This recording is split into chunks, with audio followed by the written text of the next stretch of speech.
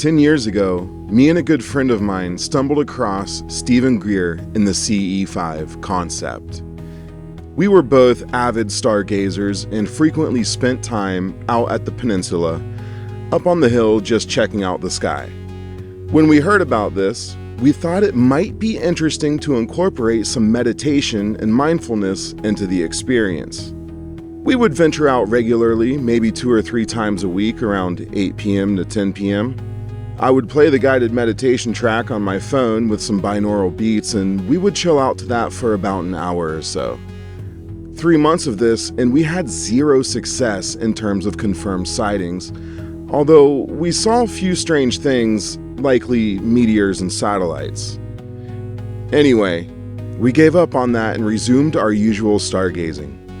Roughly 2 months passed, and one night, we were in our usual spot. The night was relatively clear, with little cloud cover, and at one point, I see a deep orange flash emanating from some clouds to the northeast, and I pointed out to my friend suggesting it's a Chinese lantern. We both see the flash again, kind of like a deep strobe, but this time a little closer to us, and then nothing more. A minute or so passes, and without warning, there's a large disc-shaped object hovering directly above us, likely 300 meters above. It has a singular red light which is slowly following its rotation round. I cannot express the emotions. It was shock, fear, and awe all at the same time. I immediately began to cry, and so did my friend. We laid there, completely paralyzed. It was a cold paralysis, weighted, and fatigued. And this object hovered silently above us for 30 to 45 seconds at my best estimate, and then it moved really slowly. And it's difficult to explain this, but without seemingly accelerating, it was beyond the horizon in seconds. And we saw it move across the bay in such a bizarre way. We don't really speak about this in detail except every few years when we check in with each other to confirm to see if this actually happened. It is to this day an event that has triggered the most profound emotional reaction from me. Nothing actually comes close. That's it. Half a minute of my life that I cannot explain to anybody, but it is what it is. This happened in Auckland, New Zealand, on the west coast. The story you just heard was from Reddit user Lobster Thoughts, and if you have an experience with the paranormal or a story about aliens, ghosts, or high strangeness in general, and you would like me to read it at the beginning of a podcast, go ahead and send it to me in an email. And if you'd like to know where you can find my email, it's actually in the channel description of this YouTube channel. With that being said, welcome to Unidentified. 3, 2, 1, 0.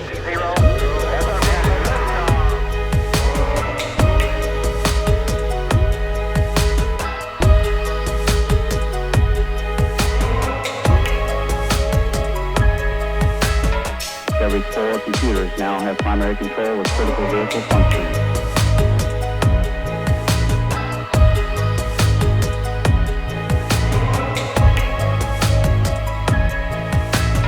Nice to be in orbit.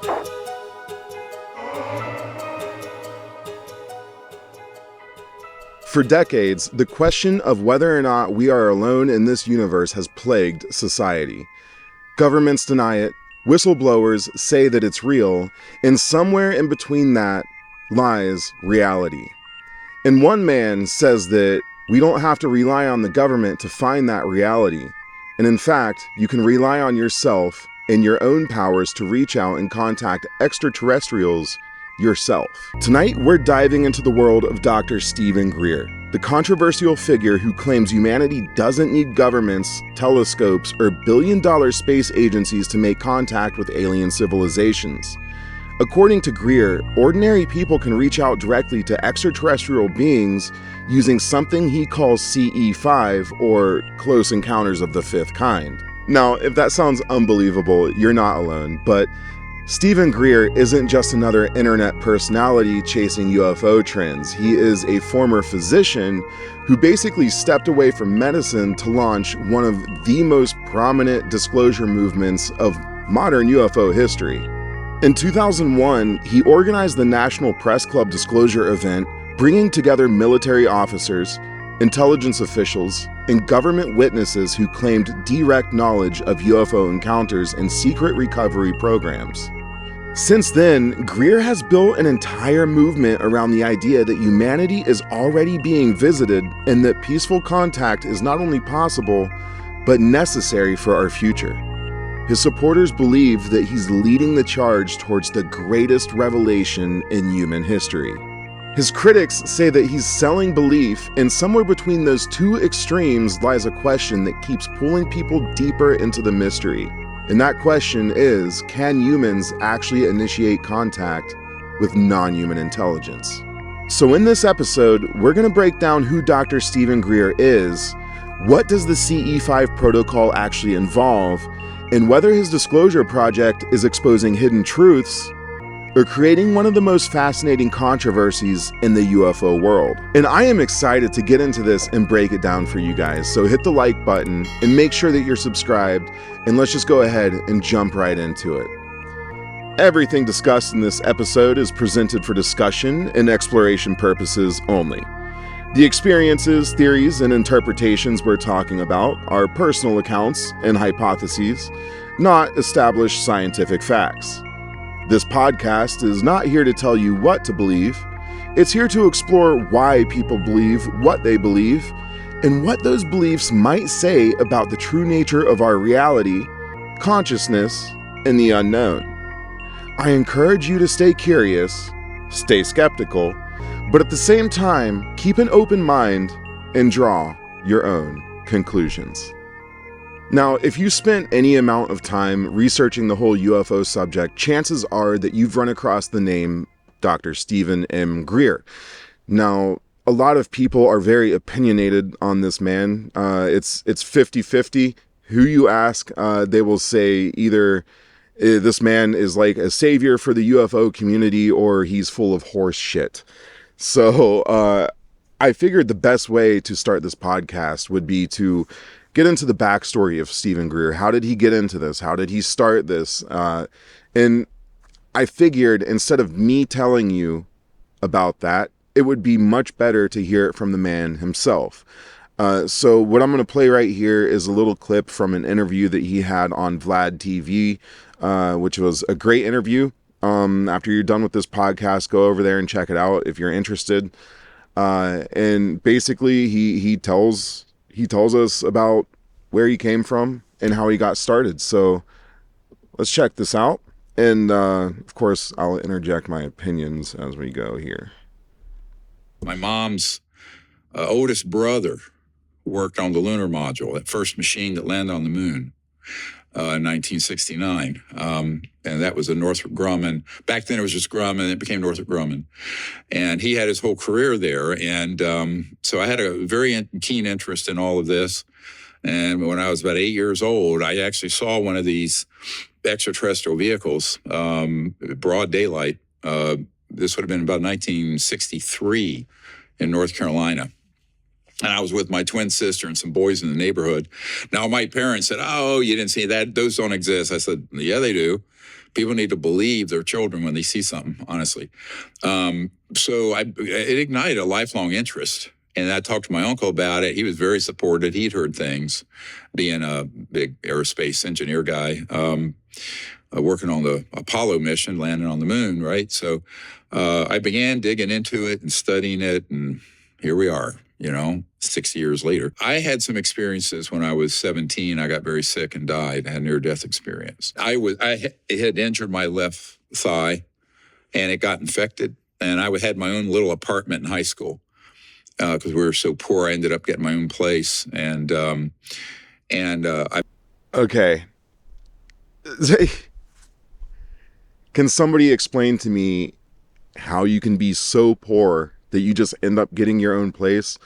I'm sure that if I sat down with Dr. Greer and I asked him, he could probably explain it to me, but that just sounds It makes no sense. And I don't know why I think I'm interjecting this in here because even though there's a lot of things that make no sense about his story, like that just makes no sense to me. He does repeat them in other interviews very consistently. I don't know if that's because the story is true or because he memorized it.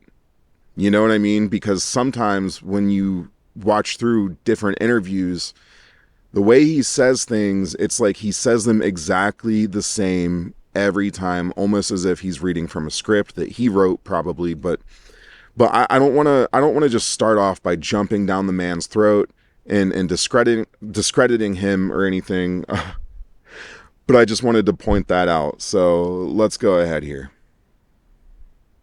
And I bicycled from Charlotte all the way to the North Carolina coast, 200 miles with this injury. It got infected, spread all through my quadricep muscle on my left leg. And, oh man, I was sick. And I said, well, I better get home. So I bicycled 200 miles back. So you bicycled 200 miles, got an infection, and then bicycled another 200 miles? Am I understanding that correctly? Either way, even if you only did 200 miles, that's a lot. I would love to ask him about that. You know, I would love to interview this man and ask him, 200 miles, really? Like what, why? Because you were poor? 200 miles with a leg infection? I'm just saying that's pretty extreme. Anyways, let's keep going. And we were so poor, we didn't have health insurance. I didn't have to see a doctor. And so I just laid there. I got sicker. And Okay. I know I keep pausing this, but that part sounds legit. Anybody living in America, as I was born and raised in America, would know that the healthcare in America sucks. And hearing him say that sounds pretty legit. A lot of Americans, sometimes they just kind of lay there and pray for the best. Kind of, hope they pull through without a doctor. So I get it. to see a doctor. And so I just laid there. I got sicker and sicker and sicker. I went into renal failure, kidney failure, and liver failure from the infection, sepsis, and died. But I was by myself. But I had this amazing experience. And I didn't have any religious part of it. It was more unbounded consciousness and experiencing the cosmos and sort of the state of oneness. Beautiful. But it was so profound. And actually, after I came back into my body, I was spontaneously healed. I never saw a doctor. My fever broke. I became completely normal the next day, and it was one of these kind of miraculous things. But so I guess it wasn't my time to leave back then. But that was in the spring of '73. It was 50 years ago. But so that sort of informed a lot of my perspective on life, and but also it helped me with some other things, and that is, if you face that, you're not going to be afraid of death. And so I have sort of I call it the spirit warrior mindset, where I'm just not afraid of if I get threatened, and I've been threatened plenty with what I'm doing, because I'm sort of the lead guy trying to move a lot of really big top secret programs to the public fore in a way that's helpful. And there have been a lot of threats and, things happen, but it doesn't stop me at all. I mean, it can be concerning, but it's not stopped me. So I think that experience was very good preparatory. If there was some larger plan from some higher power, it was probably gave me all these experiences so that I could stay the course on what my task is here. And about 6 months after that near-death experience, I had a major encounter with an ET craft, and that was up in the mountains of North Carolina in October 1973. So there's a long kind of history of that. But, my birth family, if it didn't fit in a test tube, they didn't think it existed. I studied in Tennessee and then did my Chapel Hill residency in North Carolina. and then practiced in North Carolina for a couple of decades. And then I'm still current. I still keep my stuff current, but I'm not in the emergency department anymore. Besides, I'm too old for that. That's a tough gig, my friend. But so that's sort of my background. And during that period, what's interesting is back in the day when I'm running this emergency department, I'd been chairman of emergency medicine, and I got involved with this issue. And by 1993, when Bill Clinton got elected, I was asked to fly up to Washington to brief the administration and his first director of the CIA. So I'm a young doctor in my 30s being asked to brief the CIA director on this issue. Okay. So the thing about that is that I tried to find anything supporting his claims that he actually briefed President Bill Clinton in 1993 on the subject of aliens and UFOs and all that, which I don't understand why they would ask him to brief the president on this subject when he's a physician. Is that when I went to that meeting, the CIA director, the FedEx I got from my contact to him setting it up said, "You're going to be the first person to brief the director of the CIA and this administration on this," because they had just gotten sworn in January of 93. I did some research on this. I had a friend of mine also do research on this to try and find any proof of that whatsoever. Unfortunately, we couldn't find any proof of that. In fact, what we did find was a document, multi-page document. I don't remember how many pages are in it, that Stephen Greer and I guess his team wrote, which would be a briefing for the president, which I guess they had suggested that the president read, and all this, but there was no, as far as what I could find or could not find, we just couldn't find any proof of the government approaching Greer, as he says. And apparently, according to some comments on the internet, whenever Greer is approached about this subject, he kind of turns away from it. When you get further into Dr. Greer's story, that's where people start to really invest in him, is when he starts to talk about the government being, crooked, for the lack of a better word. He basically goes on to say that the government has been hoarding this technology for their own benefit, and there are certain things that they could release into society that would help us. You want to talk a little bit about the suppression of all this stuff in Project Mockingbird? Mm-hmm. Can you go into that? Well, Mockingbird was one project, but it's an ongoing process that started really in full bore in the 50s. And that was to have major media people who were dual agents. They were in the media, but they were also on the payroll of the agency, the CIA or others, who, and I have a document we published from I believe it was 92, where it says, it's a CIA document, we have people in every major news organization, it says it flat out, that are there to control, stop, alter stories at our request. He does say that there are some things that they should not release, like the technology that propels the UFOs, because that could be a missile delivery system. But basically he's saying that, here are people withholding things from you that could cure things like cancer, that could basically give us power cities full of energy with no energy bill. He basically at one point states that 0 point energy, which is what these UFOs are deriving their energy from for their propulsion, has so much power in it that a coffee mug of 0 point energy itself could power like a city for decades or something like that. Just crazy amounts of power.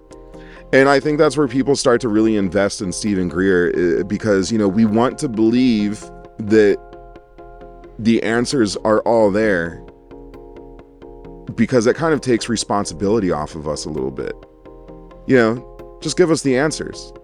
Someone has them, right? Just give them to us, and that makes it easy instead of us having to find them ourselves. But the thing is I do believe that there are, how can I say this? I do believe that there are legit aspects of his claims, but we'll get into that in a little bit. Another thing that supporters of Stephen Greer like to point out is that he's worked with some pretty prominent people in the past. Apparently Danny Sheehan possibly is still his lawyer. If you don't know who that is, he's a very popular lawyer in the UFO world or business world as well.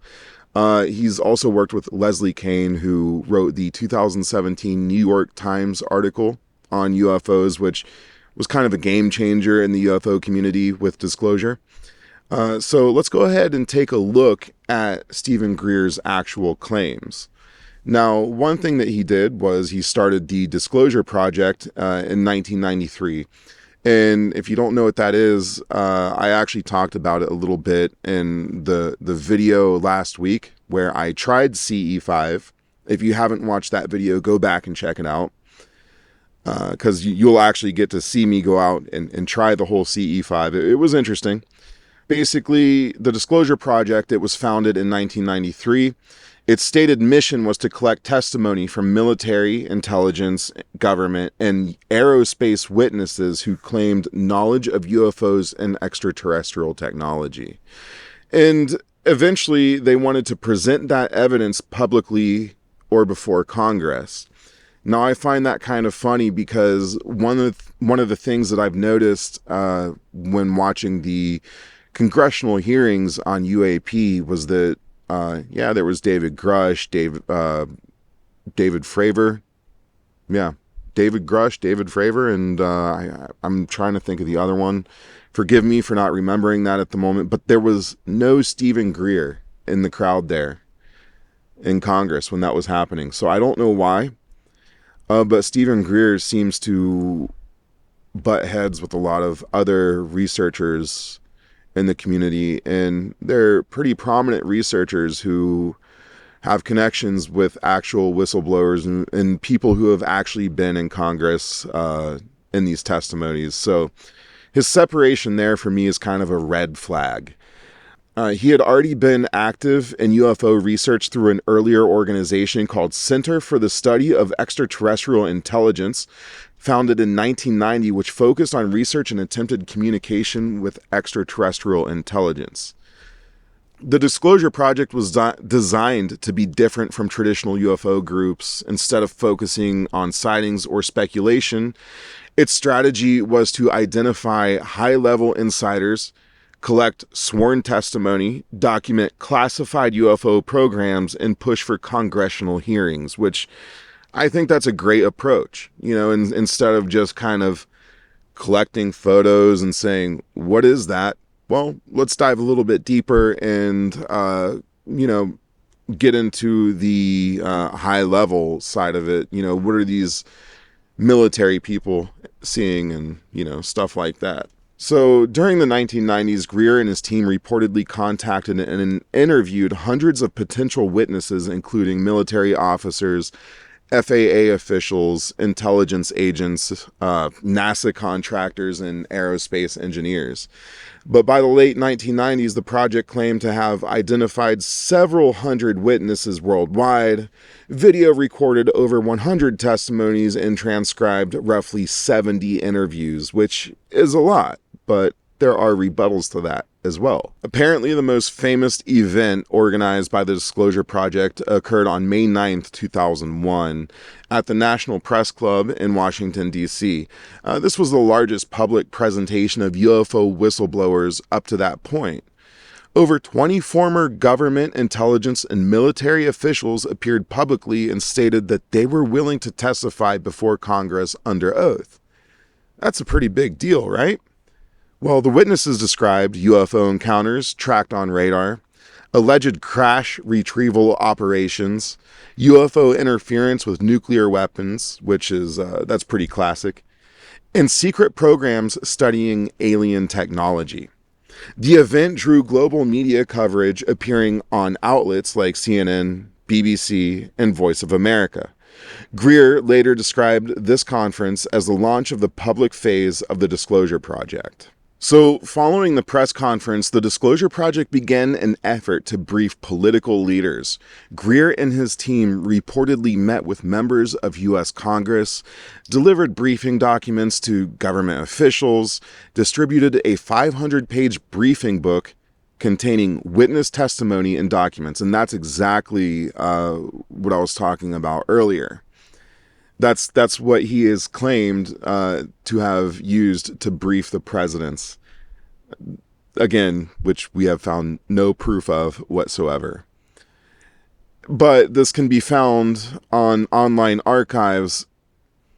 But like I said, just not in any official government documents, which I find pretty interesting because if you look, there are actual government documents, official, about UFOs and extraterrestrials, the Gateway tapes, which are about consciousness and remote viewing, which we'll get into in another podcast episode. So the government is definitely known to have files on this kind of stuff, but Stephen Greer is found nowhere in there. And again, remember, in the congressional hearings that they've actually had, he was nowhere to be found. So apparently in the recent years, the Disclosure Project has continued organizing CE5 contact expeditions, which that's a story in itself. We're going to check that out in a minute here. Documentary films, which have been on Amazon that he's made money off of. Whistleblower briefings, which there's some rebuttals that the skeptics give to those, which I find the whistleblower briefings, let's just say some of them I think are legitimate, but others are just, it's trust me, bro. It's like, this military guy telling this story and they ask him, well, did you see it for yourself? And he says, no, my friend told me this story, but I'm here telling it for him. so just because these guys are telling these stories, you got to look at who they're getting the story from. Some of them I think are legit. Others, I think they're just kind of in it for the money, if you know what I mean. Greer has claimed that the project now has hundreds of verified witnesses, thousands of supporting documents, and testimonies covering decades of classified programs. Some announcements in the 2020s involve new whistleblowers claiming knowledge of crash retrieval programs, reverse engineered technology, and secret energy system, your basic run-of-the-mill UFO stuff. Which, I think there's legitimacy to a lot of this, but I think that's where Stephen Greer is so successful in what he does. It's hard to separate the legitimacy from the bullshit. It's also noteworthy that many of these witnesses haven't come out publicly because, well, they don't want to violate any security clearances, and at the same time, they're afraid of retaliation. That's understandable. Another one of Greer's claim to fame is, well, the CE5 protocols, which are basically the protocols that he uses to reach out and contact the extraterrestrials. Instead of me explaining the CE5 protocols, again, let's go ahead and hear it from the man himself. A close encounter of the first kind is seeing one of these UFOs within enough range that you see the detail of it. In other words, not a far distant, you actually see the structure. All right. A close encounter of the second kind is when it leaves some sort of physical trace or evidence, meaning a radar trace where it's landed and it leaves physical trace on the ground. I think we have 3,500 of those in our archive. Something like that. A close encounter of the third kind, remember the Steven Spielberg movie from the late 70s, is when you have an encounter actually with a extraterrestrial biological entity, EBEN, E-B-E-N, an extraterrestrial person. And a close encounter of the fourth kind is when you have an onboard, where you go on board a craft. And a fifth kind, which is the highest category, is when humans initiate contact. In other words, by using a set of protocols and attempt to make contact, and they respond. Now, attempting to is not a CE5 or close encounter of fifth kind. And by the way, there's an app called CE5 Contact. And so Yeah, now all the yeah. app stores, and you can get it and practice it. It has a whole training process in there. Okay, so I just got to say this. I got to throw this in there. There is the app, the CE5 app. And if you're interested in this, I would go ahead and suggest you to download it. When I downloaded it a few years ago, you had to pay 10 euros. I'm living in Germany. So I had to pay 10 euros, and I believe in America it was $10 for the app.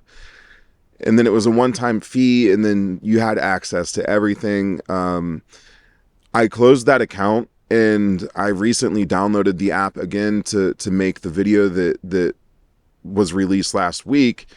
And what I found pretty cool was that it was totally free. So at one point he did charge people for this app, and now it seems like it's free. And maybe he kind of took that back and stopped charging people for it, because that's one of the things that he was getting backlash for. And it goes hand in hand with his whole CE5 experience in the desert, where you can buy tickets to go out there and contact aliens with Stephen Greer. We're going to get into that in a little bit here. But there's two sides of it here. One is it takes money to create an app. So, eventually you need to kind of get that back somehow. The other side of it is that a lot of people argue that this is the type of knowledge that people shouldn't be charged for.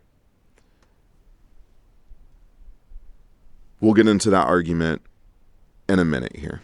And I will say this, Dr. Stephen Greer does get a lot of praise in certain places. The Vlad TV community, I've noticed, is one of them.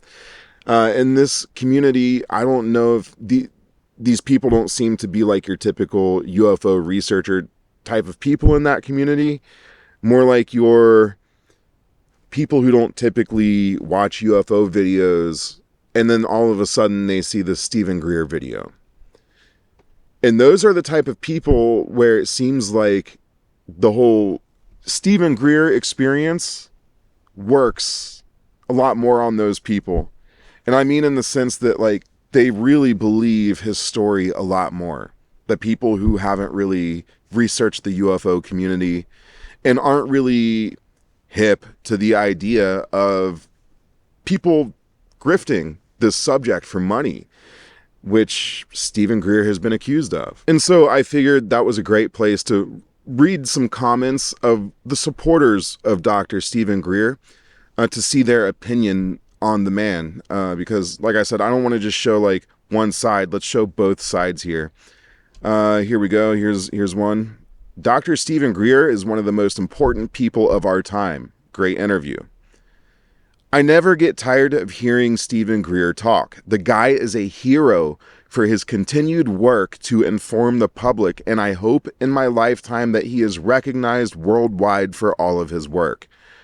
That's some pretty heavy words. The man is a hero for this work, which he definitely positions himself as a hero. And so I think one of the reasons why these people put so much faith into Stephen Greer is because oftentimes he does say things that are extremely relatable. For example, obviously his distrust in the government, a lot of people can relate on that. But one thing that I could relate to is, well, the speed of thought. He actually said something about that, and it's something that I've never heard somebody talk about before, but it's something that I've always thought about. And I always thought that it was just me having these thoughts and that I was crazy, but basically, let me explain this. I've always thought that, when we're thinking about aliens and maybe they live on a planet that's really far away, or maybe they're interdimensional, what would their travel look like? And a lot of people say, well, if they have to come in spacecraft and all that, and they start talking about the speed of light.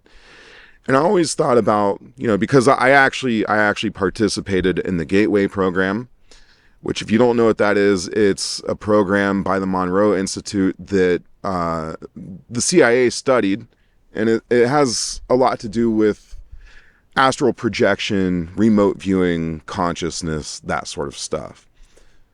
What I realized is that consciousness, I believe, is not local to the body. I believe that it can extend out from our body. And that's a form of travel. So I always thought, what's the speed of that travel? What's the speed of thought? Is it faster than the speed of light? And I always thought, yes, even though I'm not a scientist and I have absolutely no science to base that on, I always thought it was really plausible. And he talks about that right here in this clip. Let's check it out. Right. Not going to happen. So when you're dealing with, this is where you get into strange stuff, right? And the CIA people call it WSFM, stands for Weird Science and Frickin' Magic. That's literally what they call it. And my uncle's old company, I met an engineer, worked on this weird stuff, and he's, oh, we just call it PFM, pure fucking magic. Excuse my language, but I mean, that's what they call it. And they're really high-end engineers in aerospace. So those technologies are the heart of one of the central things of the secrecy. Because I accidentally stumbled across that when I was 18, when I had a contact experience, and realized that those communication systems and those civilizations are interfacing with not just random thought and consciousness, but in a state of more expanded awareness and coherent thought, like a laser, like your thoughts are boom. They pick up on that at the speed of thought, which is instantaneous, because the conscious field is actually omnipresent. It's the ultimate quantum entangled field, meaning that every point in space and time is integrated into it, and there's no latency in time. Instant. So you're saying thought is faster than light? Oh, yeah. It's Okay. instantaneous. Got it. And what is a quanta of thought? Can that be quantified? Yes, it has been, and it is. So, Okay, so he doesn't say, he doesn't provide any source on where that's been quantified or anything like that. But that's just my point here, is that, you know, he touches on a lot of points that a lot of people can relate to. And I think that's one of the strengths of Stephen Greer is, yeah, we all would like to think that we do have the answers, because if the government has the answers, that means we have the answers. It's just being hidden by the government. So if you watched last week's video, you would know that I've attempted the whole CE5 experience 3 times now. In 3 out of 3, I've been unsuccessful, but I think there are actually reasons for it. The first time, it was just Daisy and Daisy was pretty unsure of the whole process. And to be honest with you, I was too, so we called it off. The second time, we decided to go with a group of friends because we thought, well, the more people, then the more sure of ourselves we'll be, the more chill the whole experience will be, and maybe we'll just have a better experience, and there will be no fear involved because we'll all be having super happy fun times. And it didn't really work out that way, because this time, not only my girlfriend was afraid, but then my other friend, his girlfriend, was then also afraid, and that fear multiplied between them, and we had to leave. So then naturally, the third time, I decided to just do it myself, you know. And I didn't know how that whole experience was going to go down. I didn't know the fear levels in me, to be honest with you, if they were going to be high or low or anything like that. I was nervous because I did it at nighttime, in the middle of the night, alone, in the middle of a field, away from like everything and everybody. And you know, before I left my apartment, I was nervous. And as I left my apartment, and I looked, the second I looked up into that beautiful night sky, I felt totally relaxed and at home. So I was like, okay, this is it. Let's do this. We're going to go through with it. I got out into the field after witnessing this beautiful shooting star. And I'm not talking about one of those like really quick shooting stars. I'm talking about one that lasted like more than a few seconds. You could see it falling apart in the sky. The sky was just alive and it was beautiful. And so I felt really comfortable. But when I got to the location, when I got out into the field and I started to do the whole process, it was okay. I had noticed something in the thermal, which turned out to just be like a memorial stone, a creepy memorial stone, but, it had, held all the heat from the sun throughout the day, so I noticed that in the thermal. But there was nothing around me, right? I was totally alone, and I did the CE5 process. But after I did the process is when it started to feel creepy. I'm hearing like everything, every little movement. The paranoia is starting to ramp up. And when paranoia starts to ramp up, it can be kind of difficult to bring it back down sometimes. Even though you're remaining calm in your head, you're just like, I kind of don't want to be here. I hear things all over the place in this field. And another thing on top of that is I believe fully 100% that CE5 is possible. Now, I don't believe that Stephen Greer is the first person to ever do this. I think that he just uses this whole app and these CE5 protocols as his own way of doing something that has been done on this planet for thousands of years. And I'm talking about like shamans and religious figures and the occult summoning demons, spirits, interdimensional creatures. I'm thinking Aleister Crowley and what was the name of the alien or demon or whatever that he summoned. Apparently it was a demon, but it looked like an alien. Are the gray aliens demons? That's a big question. So I do believe that there's legitimacy to this. And that night that I went out the third time alone, when I went out, I fully believed that it was possible, and I still do.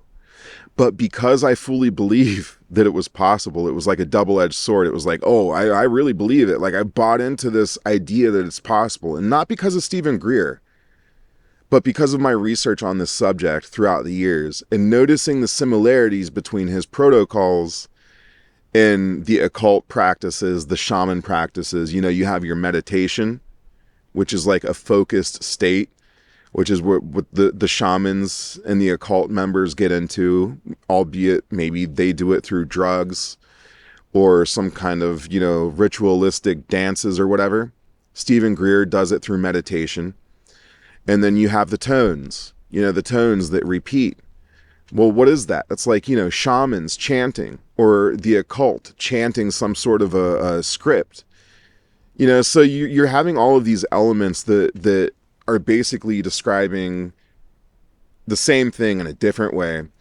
And one thing that I will say, it's like playing with the Ouija board. That's one thing that I just will not do because I believe that it really works. And you don't know what's coming through the other side. One of the things that most of these people who do CE5, a lot of them claim that what comes through from the other side is highly dependent on your dominant thoughts at the time of making contact, which is why it's important to not be afraid or have any negative thoughts in your mind at the time of performing CE5.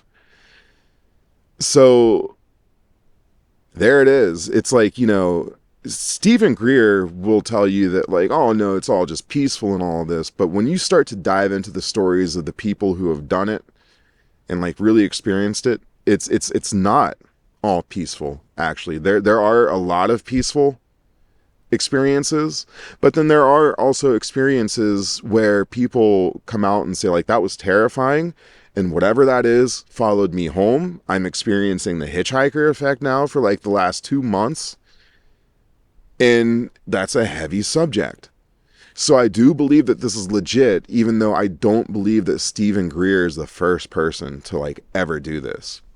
So the Disclosure Project is one of the most controversial initiatives in UFO research. Critics argue that many claims rely on testimony rather than physical evidence. Greer has been accused of promoting speculative theories, and some researchers question the credibility of certain witnesses. Supporters argue the total opposite. They say that the number of military witnesses is significant, which I believe that's true, but not all of those witnesses are legit. The testimonies deserve formal investigation, which I also believe is true. I can't argue that at all. His problems didn't really start until later in his career, according to many people. And many state that he's different than he used to be. Because around the same time, 2023, there are multiple Greer whistleblowers who I have found in Greer's DPI archive, his Disclosure Project Initiative archive, and I formed friendship and relationships with, that contacted Greer, and always in 2023, they started facing reprisals. They started getting threats to their pension. There's one guy in Greer's archive under the number 10892. This guy talks about being on an alien reproduction vehicle retrieval team at Nellis Air Force Base and kind of witnessing the touchdown of a Sunflower extraterrestrial craft. That he cut off contact with Greer because he was threatened with inappropriate, explicit underage content. Oh my God. Yeah. And so this stuff all happened started really ramping up around 2023. And so is there a connection there? One must ask. It's quite perplexing. It really is, man. But also, who knows? Greer's operational security is absolutely abhorrent. That's true. That's true. Okay, so that reminds me of the video that happened recently of someone who just basically ran up on Dr. Stephen Greer while he was at the airport waiting for a taxi. Just ran up on him like it was nothing. Could have done anything to him. And Dr. Stephen Greer claims that he has like top-notch security. If you make any kind of move towards me or my men, they'll come down on you. That's what he claims. There's like some kind of a ghost team that surrounds him. And but as I saw, according to that clip at the airport, he's pretty approachable. And that's not a bad thing that he's approachable. Like he's like a nice person when you approach him in public, but he's so approachable that, I mean, you could approach him and do anything to him, it seems like. And so UAP Gerb, when he says here that his security is horrible, I believe it. And on top of that, basically what he's saying here is that, they didn't protect the whistleblowers that they said that they would protect, and they basically outed them by accident, which is a giant fumble. Let's keep going here with this clip. There's no excuse that I should be able to go into his archives and be able to track down some of the whistleblowers. No excuse. Right. The operational security is so bad, I should not be able to do that. But yeah. I'm just glad that it was me who was able to do that with some people and not, somebody else, unless agency folks have done that and kind of tracked down whistleblowers and threatened them with their pension. Because some of these high-level whistleblowers have spoken to Greer in the past, because he's really was the only guy to turn to for a long time, right? He ran the Disclosure Project. Yeah, that's the crazy thing about him. I mean, a lot of everybody fucking hates Greer for the most part. I've never heard anyone say anything nice about him except for Jesse Michaels. Yeah. Jesse Michaels is the one person who's like, bro, you got to give him credit. He's been doing this forever. He's brought forward the most amount of whistleblowers that have divulged the most amount of information. So, like, take it for what it's worth. He's done more harm than good. Or, no, I'm sorry, more good than harm. I've never spoken to Greer. I don't plan to. He and I don't have a good relationship. He called me an intelligence asset, so I'm not too, and he's also hurt many of my friends, so I'm not too high up on Greer. I think that he kind of has his own vested interest in a lot of the testimonies he receives. I think he treats whistleblowers that come to him like his whistleblowers. Yes. Instead of their own autonomous people that should be directed to, people like David Grush to disclose to, or Senate Select Committee on Intelligence. And so I think that's something I've noticed about David Greer as well, is when he speaks about the whistleblowers, he really speaks in a possessive tone where, it's like my whistleblowers, he speaks in a way where sometimes it feels like they're not going to do anything at all without his permission. And, it's a very possessive way of speaking sometimes, but maybe that's just the way he speaks. So I think it's very complicated, but I'm not a huge fan. I don't really like being called an intelligence asset or him hurting my friends. Yeah, no, there's definitely some personality quirks there. But what I would like to see is, how he always calls out Lou Elizondo? Yes, he's got this crazy, there's this crazy dynamic between him and Lou Elizondo, and I'd love to hear what you think about that. Well, I'll tell you what I think about that, Danny Jones. I think that is amazing, and I agree with UAP Gerb here. I think that I would love to see Dr. Stephen Greer and Lou Elizondo just go at it. I would love to sit back with some popcorn and watch both of them just tear each other apart, or just debate. You know, I shouldn't say tear each other apart. That's so ugly of me, but really, I have to say this. I'm a little bit more on the side of Stephen Greer than Lou Elizondo, because Lou Elizondo is basically still working with the government and only saying what he's allowed to say. So that basically means at this point he's really a puppet. And I only have clearance to say this, so I'm going to say this. At the same time, he calls himself a whistleblower, but he's not blowing the whistle on anything. He's only saying what they're allowing him to say. And so that, to me, that sounds like he's following a narrative, which is very hard to trust when they're hiding the rest of that from you. So for me, on that side with that debate, I would have to say points to Stephen Greer. And there are some things where I say, you know, at this point in the podcast, I just want to state, I'm not totally against Greer or anything. You know, I'm not totally for him either. I think in today's day and age, with all the stuff going on, the information age that we live in, it's really hard to just take these clips and hear what people say in documents. You know, like the fact that we can't find any proof that he briefed the president on aliens. A lot of people, you know I said earlier that we didn't find any proof on that. But look, at the same time, maybe that's one of the things that they've stuck away and that's classified that you still can't see. You know, maybe that's one of the things that they just don't want to admit. You know, so on one side of it, Greer, there are things where you could say, you know, it sounds like you're full of shit. But on the other side, if the disinformation agents and, you know they exist, are doing their job correctly, then Stephen Greer would sound like he's full of shit. So for that reason, his story is one of those that I go back and forth on constantly. And I just think that this is one of those things that until you sit down with the man, look him eye to eye, and you're actually able to ask him your own questions, I can't formulate a personal opinion on Stephen Greer to say 100% that he's full of it or 100% that he's on point.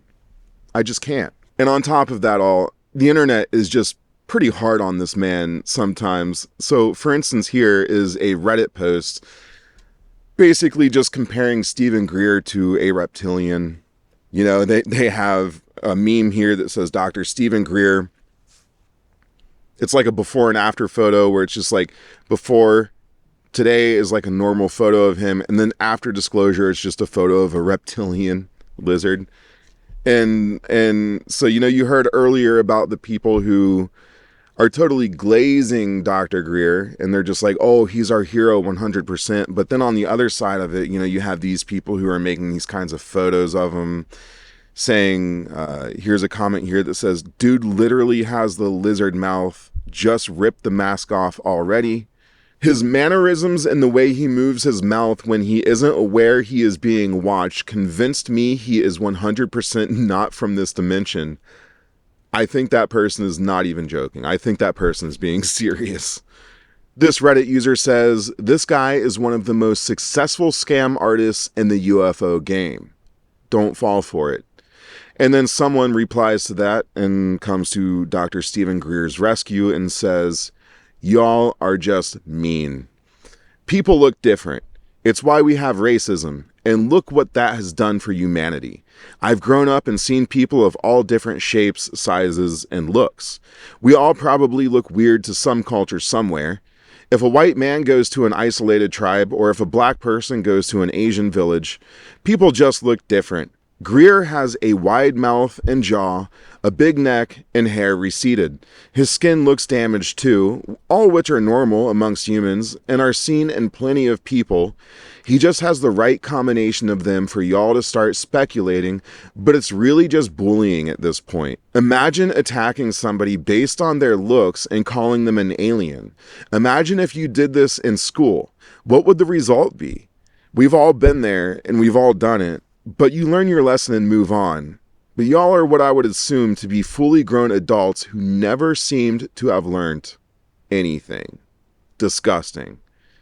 And I would agree with that. I think it's kind of disgusting to attack somebody for their looks. You know, let's look at what the man has to offer and what he has to say instead. So none of that really works for me or holds up for me when it comes to discrediting Dr. Stephen Greer. Now, interestingly enough, Stephen Greer did actually release a couple of photos from one of his CE5 experiences. I got to be honest. The first photo, I have no fucking clue what I'm looking at here. They say that this part right here is the head. It's triangular. I see no context to the photo. I mean, it's so zoomed in onto what they say is the alien. Like, I don't understand the cropping here. So I don't know what I'm looking at. It looks like a pretty weak photo to me when it comes to the whole alien photos thing. It's just not what I was expecting. But then again, these are apparently interdimensional, right? So we're not talking about just, you know, these little gray guys with the big black eyes. We're talking about all sorts of different kinds of aliens, as you can tell in this next photo, which is basically a photo of this creature, which appears to be kind of floating, translucent, kind of shiny, kind of reminds me of Casper the Friendly Ghost a little bit. The head, the way it looks. You know, it's got 2 legs, 2 arms, seems to be waving at the camera, saying, hello, I'm just here flying around. That photo is, it's a lot more easier to tell what you're looking at. But at the same time, the cropping looks so awkward. It's just kind of cropped onto this little guy here, but you don't see the rest of the photo. And I would like to see the original photo to both of these. So as the photos aren't interesting, the second photo a little more interesting than the first. I just, it's not solid enough. Where are the videos? You know, where is the craft? Like, are you going to land a craft in front of us and videotape it to prove that this all, that you can do this, Dr. Stephen Greer? Hasn't happened yet. Hasn't happened yet. Now, a lot of the times when shamans try to contact the other side, they do it through ayahuasca, a drug.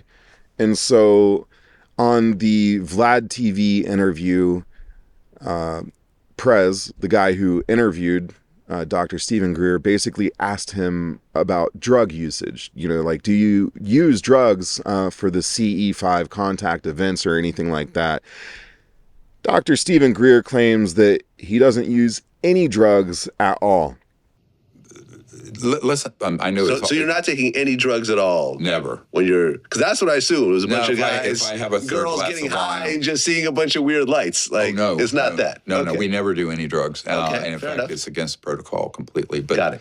And it's not necessary. Now, can you have a breakthrough moment with some of those substances? Yes, but even the shaman that teach, you know, things like ayahuasca will say that if you did it once as a gateway thing, but what happens is that then people use it as a crutch. And they don't just do it once to get to a breakout moment. It becomes something that's, and this is the typical Western use of substances, right? Everything. Okay, so did you hear what he just said? He literally referred to shamans. He's talking about CE5 and drug usage, but then he refers to shamans. That's Stephen Greer himself basically saying that this is almost like the same thing, or this is the same thing as summoning spirits, things from the other side, spirit guides, whatever, stuff like that.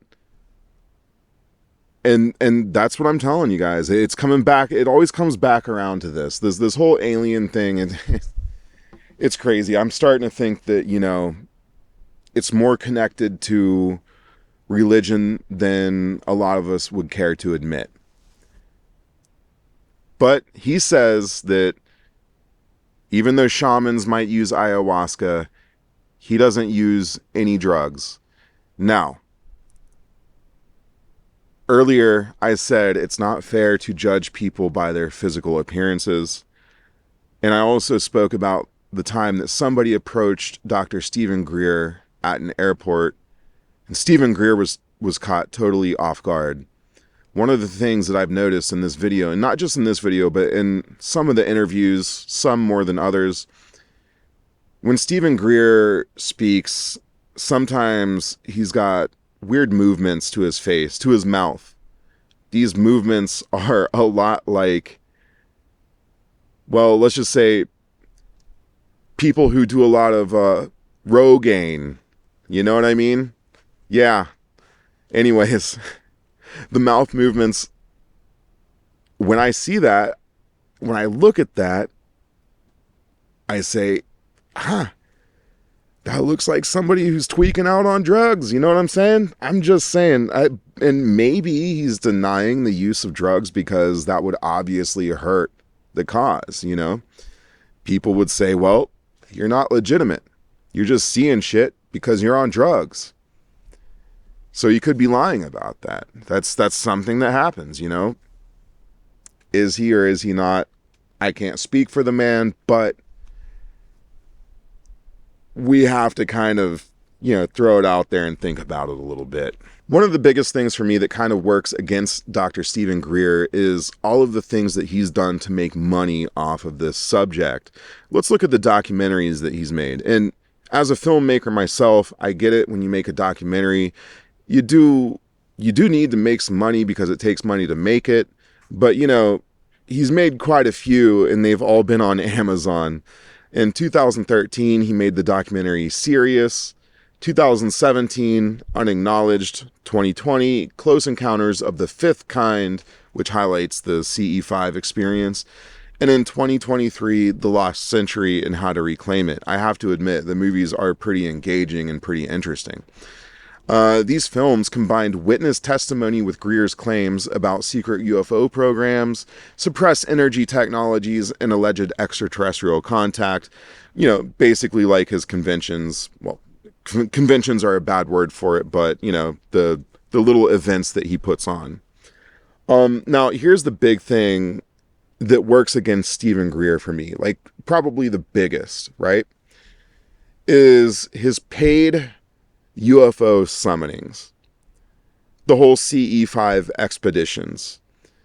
And that's one of the most frequent criticisms that he faces, where participants basically pay to join in these attempts to contact extraterrestrials using the CE5 protocols. They go out to these remote locations, and the events involve the full deal, the meditation, the laser signaling into the sky, night sky observation, and group consciousness exercises. But the thing is a lot of the people who have participated in these events have reported seeing unexplained lights and stuff like that, but they've also reported that Stephen Greer has used flares and stuff like that, dropping them out of planes and saying that those are UFOs. The events can cost thousands of dollars per participant. And that's where I have a really big problem here. And I also have a problem if he's dropping flares out of planes and telling people that those are UFOs. That's also a problem. But let's break this down here. Thousands of dollars per participant for what? Brother, for what? What are you charging them for? How does this process work? If I contact you and say I want a CE5 experience with you, what do you book a hotel for me? Or do I have to book that myself? Do you fly me out there? Like, what does that involve? Because as far as I'm concerned, it seems like you just have to meet up in a field and Stephen Greer would have to present and talk and do the meditation, the laser stuff. None of that costs money, just time. Just time. If I was doing a CE5 event, here's how I would do it.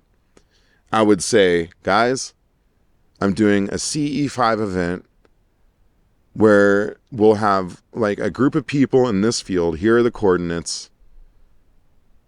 Or no, let's do it better. Only 20 people are allowed. The first 20 people who reach out are allowed to do it. And the first 20 people who reach out are the only people who know where the field will be. You come to the field. That's all you have to do. If you have to travel, you pay for your own travel. You pay for your own hotel. But you come out here and you meet me. Yeah, you just give me like, you know, like 25 bucks a pop. 25 bucks a head for my time. For my time. If we're going to take out like 5 hours or so, you know, for my night. Okay, pay for the time. That's fair. But thousands of dollars, what are these people paying for? If the app is free and the app explains everything and you can do it yourself through your own consciousness, then you don't need Dr. Stephen Greer either, right? So what are you paying these thousands of dollars for? And for me, that's my big problem with Stephen Greer. That's what I would like to ask him. I don't think that'll ever happen. I have a feeling I'll probably never talk to this man. I would love to, but and with an open mind, but just have a feeling it'll never happen.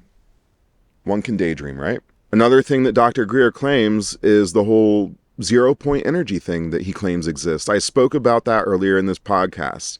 You remember that whole little coffee mug full of energy that could power like a whole city? That's the 0-point energy that he's talking about. And apparently the critics against that argue that there are no verified prototype of such technology that has been demonstrated publicly, and many claims rely on testimony rather than reproducible scientific evidence. Well, that's the thing. I don't think his argument falls apart here, because that's exactly what he claims that they're trying to keep secret.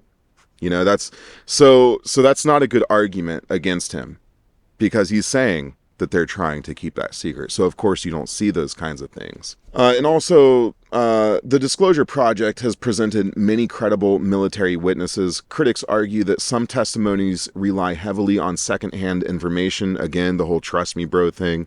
And a few witnesses describe events that they did not personally observe, which, why are they even speaking if that's the case?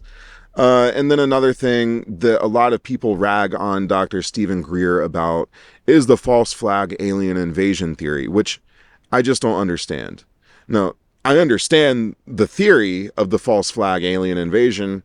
I don't understand why people are basically dogging on him about this, because there is actual evidence that supports this theory. Advanced human technology could simulate alien craft. Governments could use this to create fear, and the goal would be to justify militarizing space and creating a one world order. Now, as far as militarizing space, I think we're already on the way. I don't think we really need an alien invasion to justify that. But a one world order?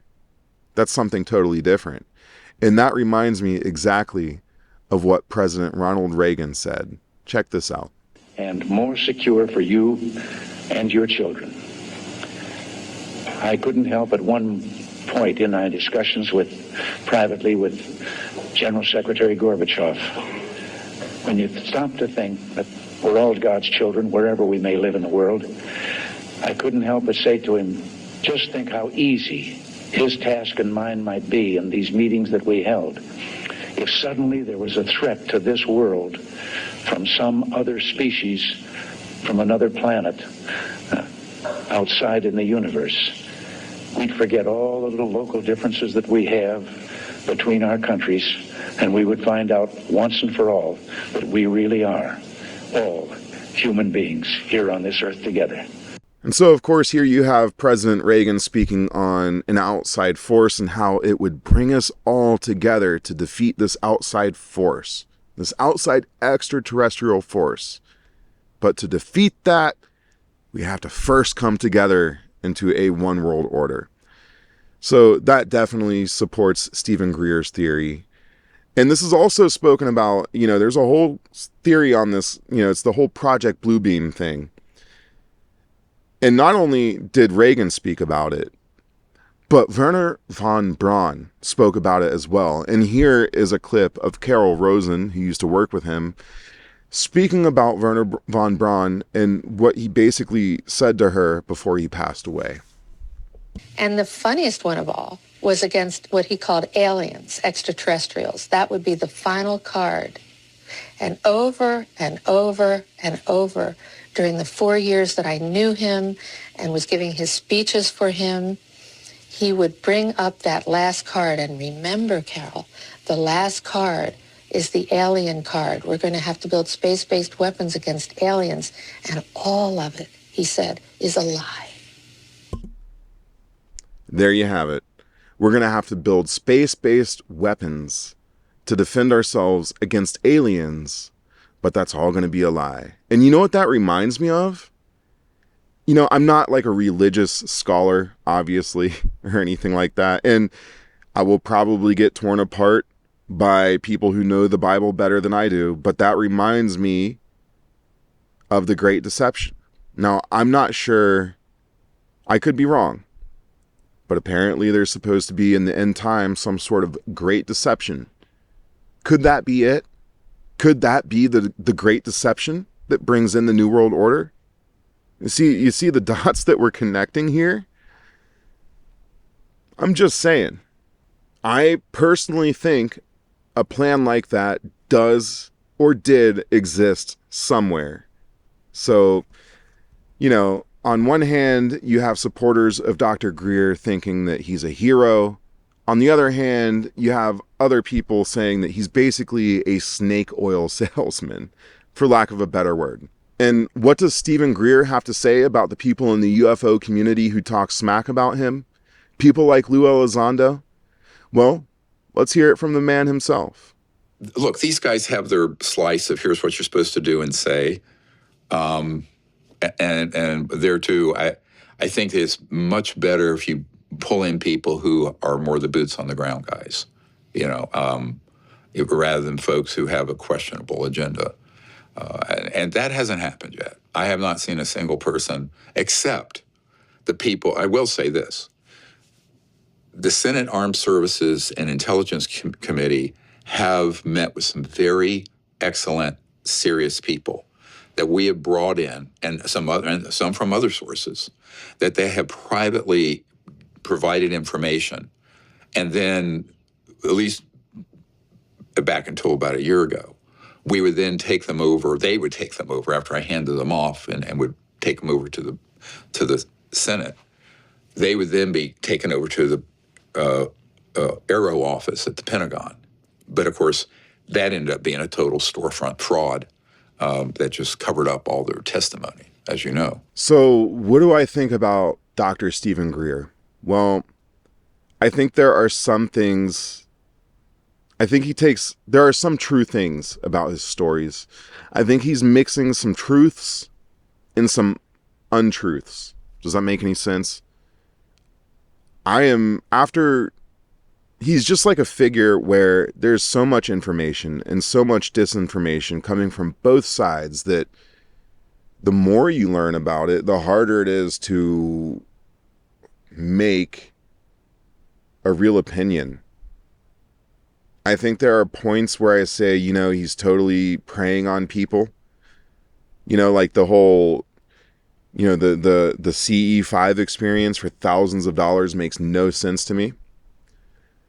But on the other hand, there's so many legitimate points that he brings up and that he uses.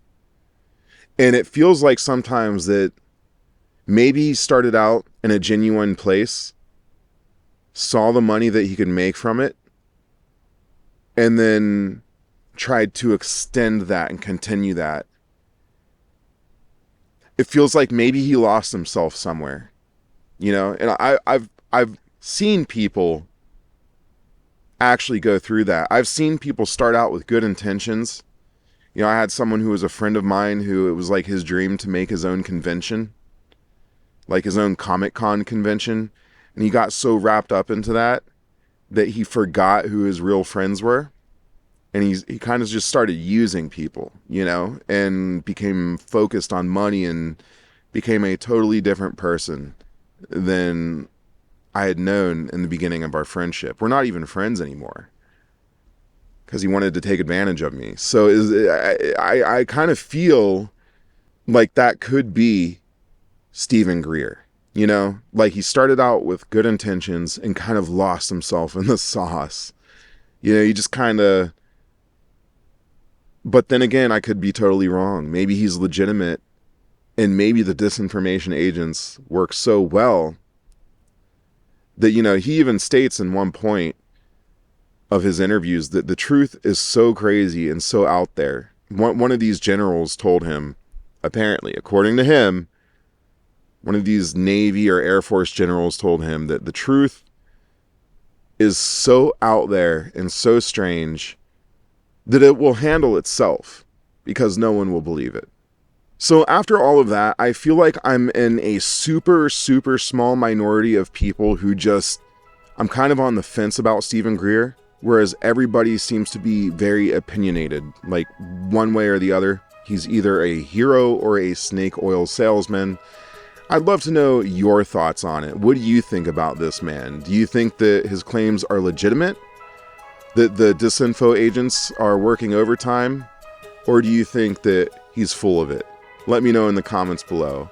And with that being said, that's pretty much it for the podcast. I really hope you liked it. And if you did, don't forget to hit the like button and subscribe for more high strangeness every week. I'll see you guys next week. Peace.